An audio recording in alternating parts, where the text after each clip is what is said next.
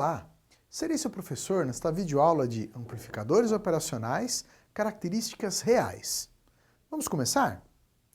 Os temas para esta videoaula serão características, slew rate ou taxa de inclinação, curva característica de transferência. É muito importante esta abordagem porque os amplificadores operacionais podem, numa aplicação real, serem divergentes da teoria. Isso se dá porque alguns fatores podem diferenciar o uso do amplificador operacional.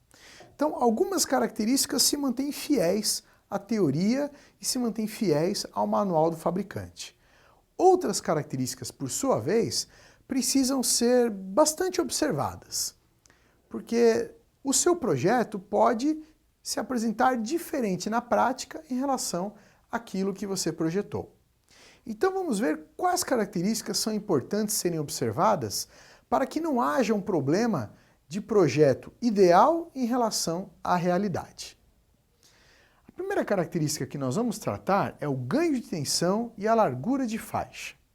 O que significa isso?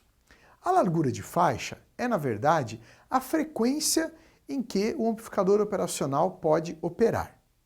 E essa frequência, ela vai interferir diretamente no ganho de tensão. Se esse é o objetivo do amplificador operacional, o ganho de tensão, então precisa-se ficar muito atento aos valores de frequência. Portanto, o manual do fabricante vai apresentar esta curva.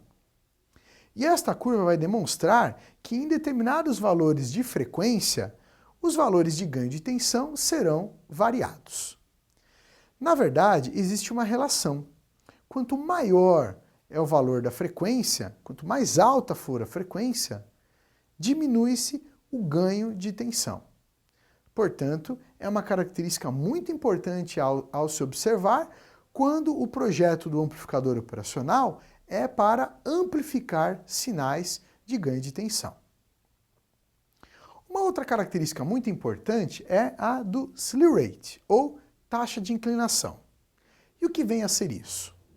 Bom, sinais digitais costumam se demonstrar através de ondas quadradas, como por exemplo esta primeira onda aqui da tensão de entrada. Então veja, nós temos sinais quadrados, variando lá entre 2 e 4 volts de amplitude, e os seus períodos com tempos determinados, 3 microsegundos, 2 microsegundos. Bom, essa tensão de entrada deveria provocar uma tensão de saída semelhante a esta forma de onda que está aqui no meio. Mas isso é uma utopia. Isso deveria funcionar de maneira ideal. No modo real, acontece o que está sendo representado pela tensão de saída nesta última curva. Os sinais não são exatamente quadrados.